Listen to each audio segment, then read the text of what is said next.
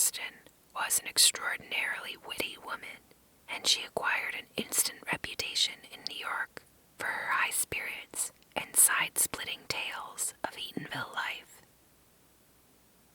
She could walk into a room of strangers and almost immediately gather people, charm, amuse, and impress them. This is called How It Feels to Be Colored Me, and it's one of the selections included in Alice Walker's 1979 compilation of Hurston's work. Walker wrote The Color Purple. The collection is called I Love Myself When I Am Laughing, and then again when I am looking mean and impressive. Hurston's more famous work is Their Eyes Were Watching God from 1937. One thing that really attracted me to this piece when I was choosing selections for Black History Month was the humor in it. Hurston is hilarious, and even 80 years on, I feel the rhythm of her jokes here in this. It reminds me of some of the amazing women Black comedians today. I can almost hear the Amber Ruffin sense of humor in some of these lines. And I wish I could perform them authentically in that way, but hopefully this still helped you as a starting point to explore Hurston's works further. After looking at a good amount of her work and reading a couple histories about her, I think this really encompasses who she was and kind of the style of her writing in a short way. There's ideas in this short little Hurston piece that are challenging to us as modern readers, and some that are incredibly familiar and contemporary feeling. During her life, she disagreed with some of the male authors in the Harlem Renaissance, notably with Langston Hughes, because she rejected the idea that a Black writer's chief concern should be how Blacks were being portrayed to the white reader. She did not write to uplift her race, because in her view it was already uplifted, and she was not embarrassed to present herself authentically and whole. Zora Neale Hurston wasn't very successful financially from her writing, and for the last decade of her life she worked as a maid on and off and was buried in an unmarked grave. I hope you enjoy hearing a little bit from the American author, Zora Neale Hurston. This is How It Feels to Be Colored Me.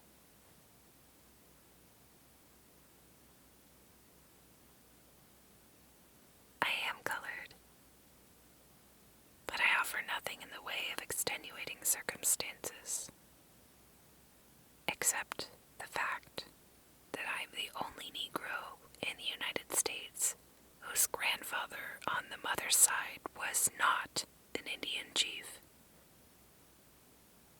I remember the very day I became colored. Up to my 13th year, I lived in the little Negro town of Eatonville, Florida. It is exclusively a colored town. The only white people I knew passed through the town, going to or coming from Orlando. The native whites rode dusty horses. The northern tourists jogged down the sandy road in automobiles. The town knew the Southerners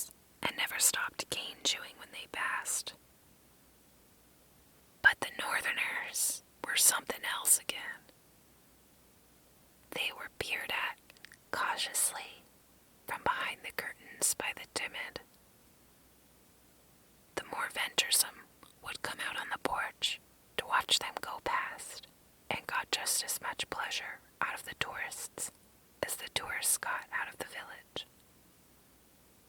The front porch might seem a daring place for the rest of the town, but it was a gallery seat for me.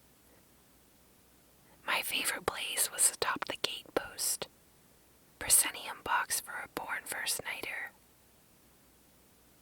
Not only did I enjoy the show, but I didn't mind the actors knowing that I liked it. I usually spoke to them in passing. I'd wave at them, and when they returned my salute, I would say something like this. Howdy do, with I thank you, where are you going?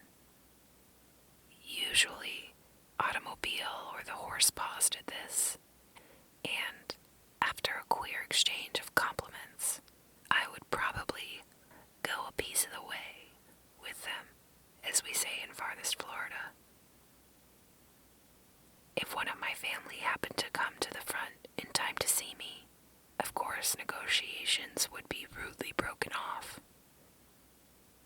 But even so, it is clear that I was the first welcome to our state, Floridian, and I hope the Miami Chamber of Commerce will please take notice. During this period, white people differed from colored, to me, only in that they rode through town and never lived there.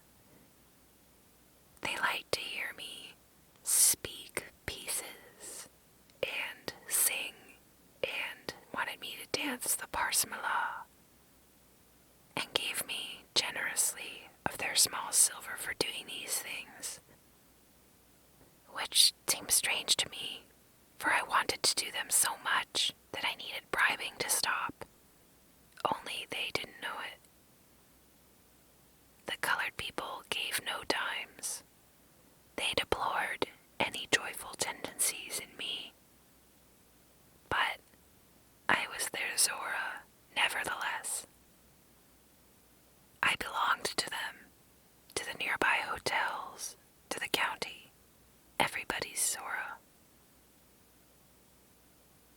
But changes came in the family when I was 13, and I was sent to school in Jacksonville. I left Eatonville, the town of the Oleanders, as Zora. When I disembarked from the riverboat at Jacksonville, she was no more. It seemed that I had suffered a sea change. I was not Zora of Orange County anymore. I was now a little colored girl. I found it out in certain ways.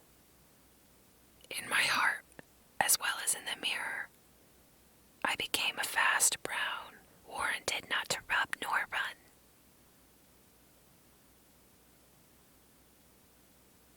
But I am not tragically colored.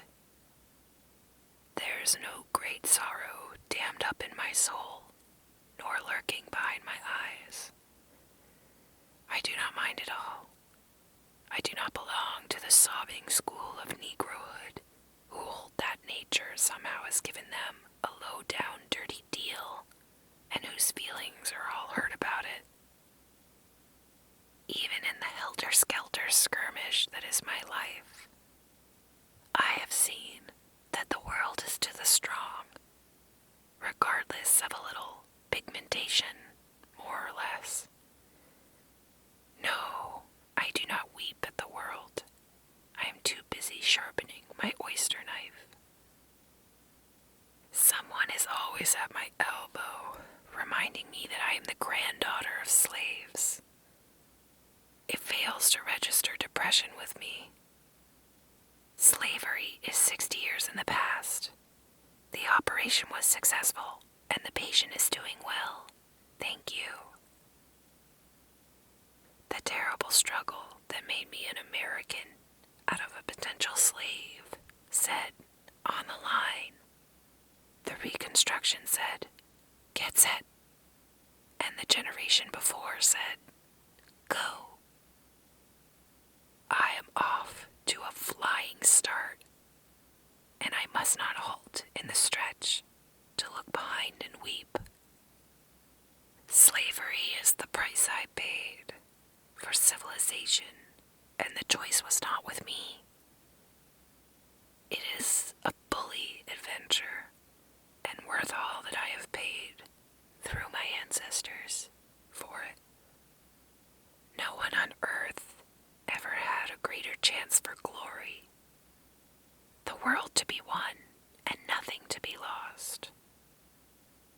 It is thrilling to think, to know, that for any act of mine, I shall get twice as much praise or twice as much blame. It is quite exciting to hold the center of the national stage, with the spectators not knowing whether to laugh or to weep.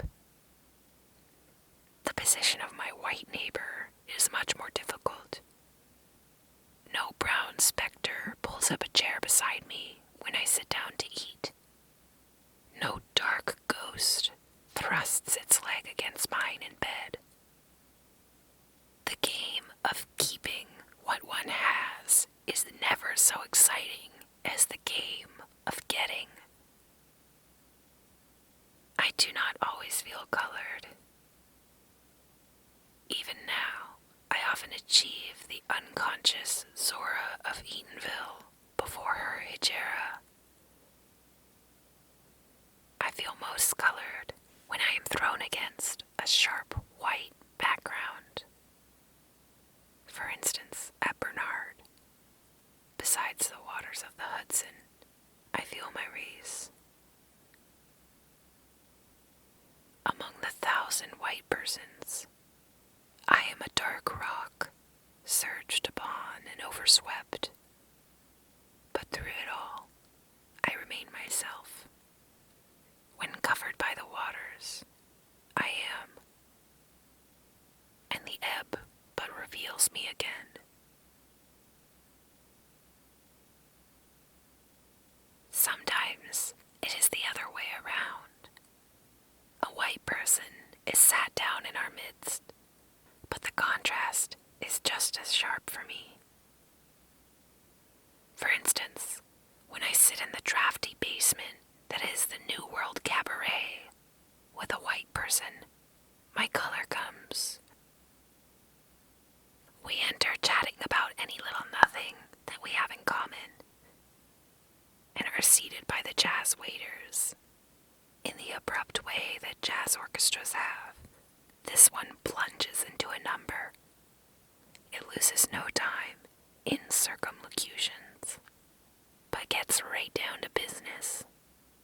It constricts the thorax and splits the heart with its tempo and narcotic harmonies. The orchestra grows rambunctious, rears on its hind legs, and attacks the tonal veil with primitive fury, rending it, clawing it, until it breaks through to the jungle beyond. I follow those heathens, follow them exultingly. I dance wildly inside myself. I yell within, I whoop, I shake my assegai above my head. I hurl it true to the mark, yow! I am in the jungle and living in the jungle way. My face is painted red and yellow, and my body is painted blue. My pulse is throbbing like a war drum. I want to slaughter something, give pain, give death to what I do not know. But the piece ends. The men of the orchestra wipe their lips and rest their fingers. I creep back slowly to the veneer we call civilization with the last tone, and find the white friend sitting motionless in his seat, smoking calmly. Good music they have here, he remarks,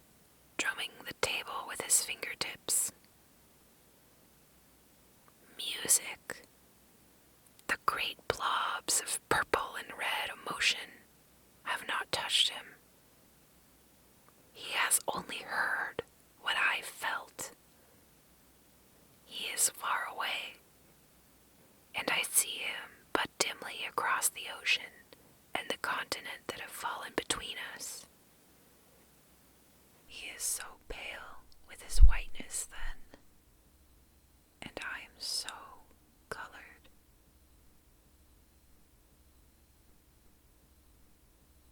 At certain times, I have no race. I am me. When I set my hat at a certain angle and saunter down 7th Avenue, Harlem City, feeling as snooty as the lions in front of the 42nd Street Library, for instance. So far as my feelings are concerned, Peggy Hopkins Joyce on the Boule Miche, with her gorgeous raiment, stately carriage, knees knocking together in a most aristocratic manner, has nothing on me. The cosmic Zora emerges. I belong to no race nor time. I am the eternal feminine with its string of beads. I have no separate feeling about being an American citizen and colored. I am merely a fragment of the great soul that surges within the boundaries. My country, right or wrong. Sometimes I feel discriminated against, but it does not make me angry. It merely astonishes me. How can any deny themselves the pleasure of my company? It's beyond me. But in the main, I feel like a brown bag of miscellany propped against a wall. Against a wall in company with other bags, white, red, and yellow.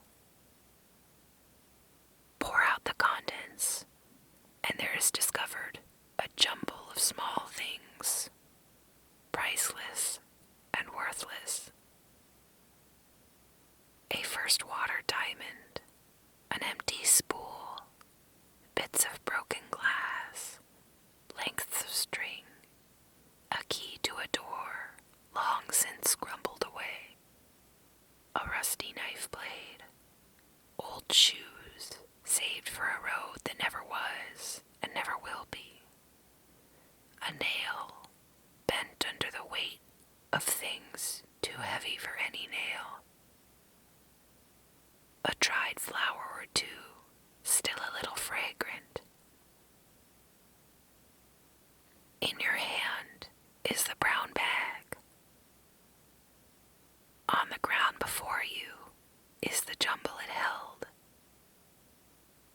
So much like the jumble in the bags could they be emptied, that all might be dumped in a single heap, and the bags refilled without altering the contents of any greatly. A bit of colored glass, more or less, would not matter. Perhaps that is how the great stuffer of bags filled them in the first place. Who knows?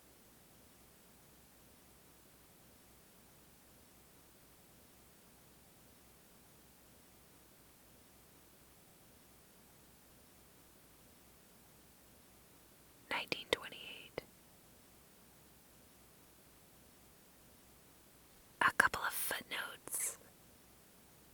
In the section where she's talking about sitting on her front porch, and she says it's the proscenium box for a born first nighter. Proscenium box is the box at the front of the auditorium closest to the stage. So she's viewing the actors, but almost on stage with them. Hijra is the forced march of Muhammad from Mecca to Medina celebrates any forced flight or journey for safety. Hejera is also an amazing Joni Mitchell album, so give that a listen. The New World Cabaret that she's sitting in, reflecting on listening to jazz next to a white person. That's a popular Harlem nightclub in the 1920s. The New World Cabaret. I shake my assegai above my head. That's a slender spear used by some South African people. The line about Peggy Hopkins Joyce on the Boule Miche. That's the Boulevard St. Michael, a street on the left bank of Paris, running through the Latin Quarter. It is lined with cafes that were, and still are, frequented by Americans.